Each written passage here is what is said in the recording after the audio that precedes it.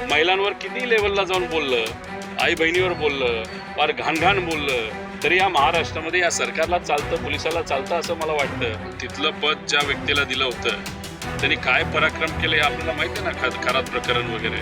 तामिळनाडूमध्ये TVK नावाची जी party आलेली विजयाची ॲक्टर जे आहेत ती तशी भाजपच्या विरोधातला विचाराची पार्टी आहे.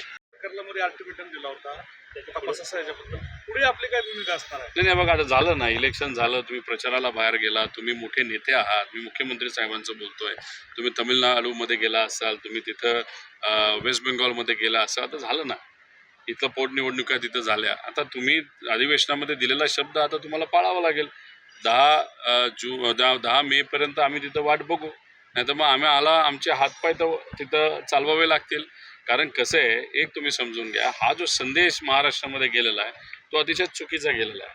उपमुख्यमंत्र्याच्या ॲक्सिडेंटबद्दल FIR या महाराष्ट्रात होत नसेल तर उद्या शेतकरी, युवा, विद्यार्थी, एका महिलेवर अत्याचार झाला तर त्यांच्या FIR होणार आहे का, असा प्रश्न तर सामान्य लोकांना पडायला लागलेला आहे. त्यामुळे हा जो संदेश सरकारकडनं दिला गेला हा चुकीचा आहे. आमचा संघर्ष त्या ठिकाणी चालूच राहील. पुढं काय करायचं हे नक्कीच आम्ही आमचे पक्ष लोकांशी चर्चा करून आणि अजितदादांवर प्रेम करणारे पण दुसऱ्या पक्षातले लोकसुद्धा जे कोणी आजपर्यंत सहकार्य करतात त्यांच्याशी सुद्धा याबाबतीत आम्ही चर्चा करू. दादा, नसरापूर प्रकरणाचा तुम्ही मगाशी उल्लेख केला आणि महिला आयोगाच्या अध्यक्षपदाचा पण उल्लेख केला. काही नावं पण तुम्ही सुचवली, मेघा गाडगे वगैरे, मीरा बोरवणकर वगैरे. मग महिला आयोगाचं अध्यक्षपद भरल्यावर हे अत्याचार, अन्याय महिलांवर थांबतं असं वाटतं? हे बघा, आता तिथलं पद ज्या व्यक्तीला दिलं होतं त्यांनी काय पराक्रम केले हे आपल्याला माहिती आहे ना, खरात प्रकरण वगैरे. आता आमचं एवढंच मत आहे की एखादा माजी IPS अधिकारी, ते सुद्धा महिला, माजी IAS अधिकारी, सामाजिक दृष्टिकोनातून चांगलं कार्य करणारे, त्यांचा बॅकग्राऊंडवर कुठेही आक्षेप लोक घेऊ शकणार नाही, अशा लोकांना, स्वच्छ प्रतिमेच्या लोकांना आणि खास करून महिलांना जर महिला आयोगावर संधी दिली तर त्या नक्कीच तिथं काम करतील चांगलं, असा आम्हाला तिथं विश्वास वाटतो. पण तिथं जर राजकीय दृष्टिकोनातून मोटिवेटेड असणारे, ज्यांना राजकारण करायचं आहे, पदाचा स्वहितासाठी वापर करायचा, अशा व्यक्तीला बसून न्याय थोडी त्या ठिकाणी मिळणार आहे. तसंच महिला आयोगाबद्दल पण तोच मुद्दा आणि बाल आयोग पण आपल्याकडे आहे. ते तर काय झोपलेत का काय, ते सहीसुद्धा न करता पत्र देऊन टाकलं होतं. त्यांनी सुद्धा त्या बाबतीत अशीच तिथं अराजकीय व्यक्तीला तिथं आणणं पण महत्त्वाचं आहे. निवडणुका झाल्या आधी दुसरीकडे गॅसचे दर वाढले, महागाई वाढली. नाही, आता काही दिवसांपूर्वी कमर्शियल गॅसचे रेट वाढले, त्यामुळे दुकानदार, हॉटेलवाले हे अडचणीत आलेले. आता त्यांना ज्या राज्यामध्ये मॅन्डेट पाहिजे होतं, वेस्ट बेंगॉलमध्ये, ते तिथं मिळालेलं आहे. आता बघा काय होतं आहे, अच्छे दिन त्यांचे आलेत का सामान्य लोकांचे हे पुढच्या काही दिवसात कळेल. माझ्या अंदाजाने पेट्रोल आणि डिझेलचे भाव कमीत कमी 5 रुपयाला तिथं वाढवतील. LPGचे सुद्धा रेट तिथं वाढवतील. का? कारण की यांना फक्त सत्ता पाहिजे. खोटारडेपणा त्या ठिकाणी केला जातो. इलेक्शन होऊस तर गप्प बसतात, इलेक्शन झाल्यानंतर पैसे गरिबाच्याच खिशातून हे तिथं आणतात. त्यामुळे ही जी काय खरी भूमिका या भाजपची आता लोकांपुढं हळूहळू टप्प्याटप्प्याने त्या ठिकाणी येत जाईल. आता प्रशांत प्रकरणात दखलपात्र गुन्हा दाखल झालेला नाही. कुठल्या प्रशांत प्रकरण दुर्दैव आहे, आपल्या या शहरामध्ये असणारे जे कोणी तिथं अधिकारी होते त्यांनी आम्हाला शब्द दिला होता की अजिबात काळजी करू नका, दखलपात्र गुन्हा आम्ही दाखल करू. कारण शेवटी कोल्हापूरकरांच्या विचाराबद्दलचा हा मुद्दा आहे, छत्रपती शिवाजी महाराज आणि महिलांचा हा मुद्दा आहे. मग मी त्यांना परत एकदा विचारलं आहे की ठीक आहे, तुम्ही म्हणत असाल तर मी जाऊ का, तुम्ही जर सत्यवचन देत असाल तर. ते म्हणले काळजी करू नका. मग इतर सामाजिक कार्यकर्ते प्रशांतशी पण मी बोललो, ते म्हणले काहीच नाही, आपण कोल्हापुरात आहोत, कोल्हापूरमध्ये असणाऱ्या अधिकाऱ्यांवर विश्वास आपण ठेवला पाहिजे. आणि आम्ही तिथं गेल्यानंतर त्यांचे रंग बदलले, वरून त्यांच्यावर प्रेशर आलं, दखलपात्र गुन्हा त्यांनी दाखल नाही केला. म्हणजे उद्या जाऊन तुम्ही, आपण कुणी पण, आपण करणार नाही, विचाराचे पक्के आहोत. महिलांवर किती लेवलला जाऊन बोललं, आई बहिणीवर बोललं, फार घाण बोललं, तरी या महाराष्ट्रामध्ये या सरकारला चालतं, पोलिसाला चालतं असं मला वाटतं. महामानवांवर बोललं तरी चालतं. कारण का, हा जो प्रतिगामी विचाराचा पक्ष जो सत्तेत आहेत त्यांना शिवशाहू फुले आंबेडकरांचा विचार कधीच पटलेला नाही. त्यामुळे जो कोणी व्यक्ती त्या विचाराच्या विरोधात बोलेल त्याला आजपर्यंत प्रोटेक्शन मिळालेलंच आहे. किती उदाहरणं तुम्हाला देऊ. त्या कुलकर्णी नावाचा कोण ॲक्टर, तो पुण्याचा, त्याला महानगरपालिकेमध्ये संधी दिली गेली. अजून कोणतरी बोललो होतो. त्यानंतर ह्यांचा जो गव्हर्नर होता टोपीवाला, हा कोश्यारी ते डॉक्टर बाबासाहेब आंबेडकरांबद्दल बोलले, महात्मा फुलेंबद्दल बोलले, त्यानंतर एक भागेश्वर बाबा महाराजांबद्दल तो बोलून गेला, अजून महिलांबद्दल तुकोबारायांबद्दल बोलला. तरी या सरकारला ते संत वाटतात. अरे पण आमचे जे सगळे हे आहेत महामानव जे आहेत ते आम्ही त्यांच्या विचाराने चालतो, आम्ही त्यांच्यासाठी लढणार. त्यामुळे कोल्हापुरात जी गोष्ट घडली आणि पोलिसांनी जी काय वागणूक तिथं दिली आणि जी काय जबाबदारी झटकून टाकली हे पटणारं नाही, विचाराला शोभणारं नाही. दादा, कोल्हापूरचं गोकुळ संघ प्रशासक नेमले गेले, एक प्रकारे भाजपनं षडयंत्र नेमलं गेलं म्हणूनच कशा आहे आता गोकुळवर प्रशासक आलाय, भाजप त्या माध्यमातून इथं राजकारण करणार. जसं की ओबीसी राजकीय आरक्षण हे खरं तर कोणामुळे मिळालं नाही तर भाजपमुळेच मिळालं नव्हतं. पण मुद्दामून कोर्टामध्ये हा प्रश्न पुढे पुढे तिथं जावा आणि प्रशासक त्या जिल्ह्याला तिथं देण्यात यावे आणि मग ते जे तुमचे पालकमंत्री त्याच्या हातातून तिथं राजकारण करता यावं यासाठी त्यांनी वेगवेगळ्या खेळी पूर्वीसुद्धा केलेल्या आहेत. आता माझ्याच महाराष्ट्र क्रिकेट असोसिएशनमध्ये सुद्धा प्रशासक त्यांनी बसवलेला आहे, तिथं सुद्धा पोखरण्याचं काम तिथं सुरू झालेलं आहे. त्यामुळे गोकुळ हे जे काय कोऑपरेटिव्ह आहे, भाजपला कोऑपरेटिव्ह चळवळ ही कधीच आवडलेली नाही. त्यामुळे ती चळवळ कशी मोडता येईल, कशी तोडता येईल याचा नेहमीच त्यांनी प्रयत्न केलेला आहे. आणि आपल्या विचाराचे लोकसुद्धा मांडीला आता भाजपमध्ये जाऊन बसली आहेत आणि होला हो म्हणतात. त्यांना ज्यांनी तिथं राज्य केले पूर्वी, ज्यांनी सत्ता तिथं भोगली आहे, त्यांना विचारा की हे प्रशासक आणणं योग्य आहे का, मग ते काय सांगतात आपण त्या ठिकाणी बघू. त्यामुळे पलीकडे गेला तर तुम्ही विचार बदलता, पण कोऑपरेटिव्ह मुवमेंट आणि शेतकरी ह्या सगळ्या गोष्टी कुठेतरी संपवायच्या आहेत या भाजपच्या सरकारला, हे मात्र त्या ठिकाणी खरं आहे. एकतर चांगला मताधिक्याने त्या निवडून आलेल्या आहेत.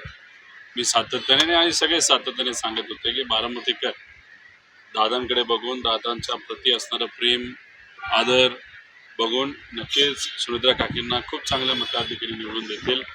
तिथं प्रचार करत असताना 2,14,000पेक्षा जास्त लीड असावी यासाठी आपण जर प्रयत्न केले तर एक वेगळं रेकॉर्ड या देशातलं त्या ठिकाणी आपण करू शकतो अशी विनंती केली होती.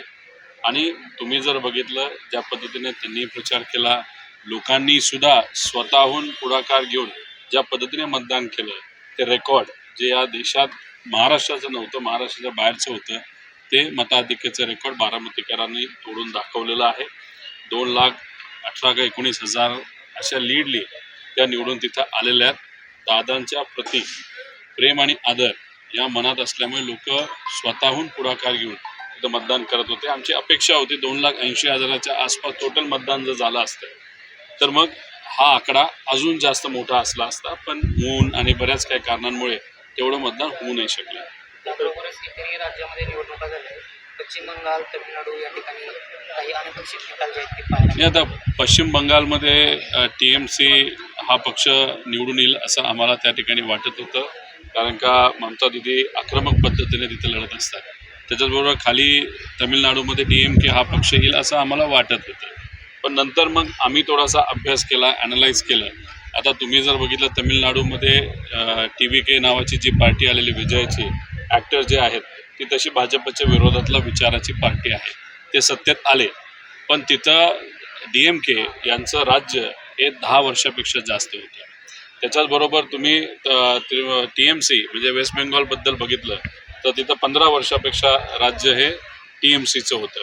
केरळामध्ये लेफ्ट हा पक्ष जो होता तो तिथं सत्तेत होता. त्यामुळे अँटी इन्कम्पन्सी तिथं मोठ्या प्रमाणात असल्यामुळे लोकांनी अँटी इन्कम्पन्सी बघून तिथं मतदान केलेलं आहे. त्यामुळे ठीक आहे, आता भाजपचे मोठे मोठे नेते जल्लोष करतील, सगळं करतील, पण मला एवढंच म्हणायचं आहे की भारतामध्ये पण अँटी इन्कम्पन्सी आहे आणि महाराष्ट्रामध्ये सुद्धा आहे.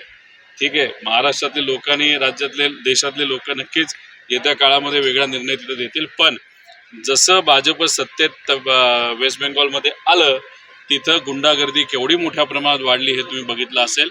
TMCचं कार्यालय तोडलं गेलं, कार्यकर्त्यांना मारलं, ह्या सगळ्या गोष्टी म्हणजे कुठेतरी सुरुवात ही गुंडागर्दीची तिथं वेस्ट बेंगॉलमध्ये सुरू झाली भाजपच्या माध्यमातून असं आपल्याला म्हणावं लागेल. राज्यात महिला आणि मुलीवरील अत्याचाराच्या प्रमाणात एवढं वाढ झाली तरी सरकारचं अपेक्षित असं वाटतं 100% आहे ना. तुम्ही सत्तेत आहात, तुम्ही लाखो कोटी रुपयाचे प्रोजेक्ट तिथं त्याचं भूमिपूजन करता, त्याच्यामध्ये हजारो कोटी रुपयाचा भ्रष्टाचार तुम्ही तिथं करता आणि ज्या गोष्टीसाठी लोकांनी तुम्हाला निवडून दिलं आहे, सामान्य लोकांच्या सुरक्षिततेसाठी, आपल्या माता भगिनींच्या सुरक्षतेसाठी, त्याच्याचबरोबर इतरही महत्त्वाचे काही विषय आणि त्याच्यातच हे सरकार कमी पडतं आहे. कारण सरकारला असं वाटतं की पैसे इलेक्शनच्या काळामध्ये वाटायचे आणि आपण निवडून यायचं, नेत्यांना आपलं असं करायचं, नाहीतर भीती दाखवून आपल्याकडे आणायचं आणि निवडून यायचं.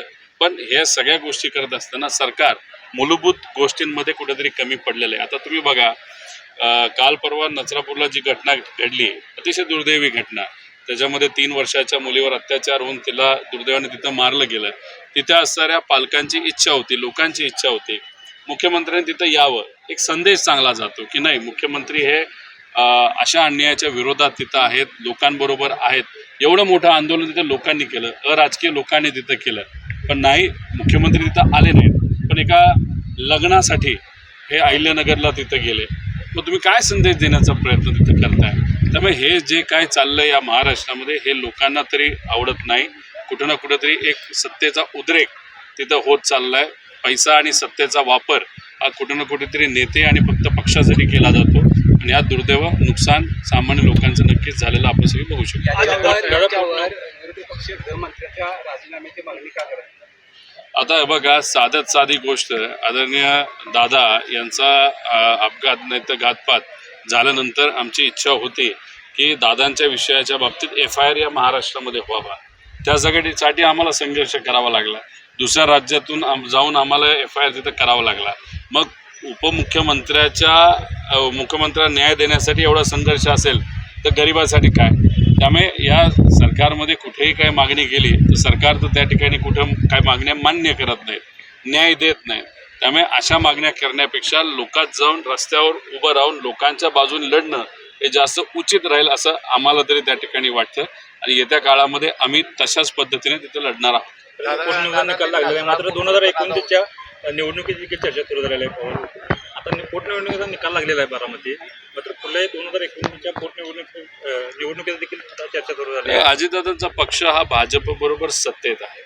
मांडीला मांडी लावून सत्तेची पद्धत त्यांनी घेतलेली आहे आणि त्या पद्धतीने ते काम करतात. आता तो विचार जर तुम्ही स्वीकारला असेल आणि आम्हाला तो विचार नको असल्यामुळे आज आम्ही विरोधात आहोत. आता उद्या जाऊन तुम्ही भाजपबरोबरच राहणार असाल आणि भाजपबरोबर असताना तुम्ही युतीमध्ये जर तिथं पवार परिवारातला एखाद्या व्यक्तीला जो उभं करणार असेल तर आम्ही तर विरोधात आहोत. आमचा पक्ष तिथं विरोधात आहे. उद्या जाऊन आम्ही पवार हा उमेदवार देऊ का कुणी दुसरं हा वेगळा विषय. पण समजा पवार हा उमेदवार दिला आणि ते सत्तेत राहिले, आम्ही तर विरोधात आहोत.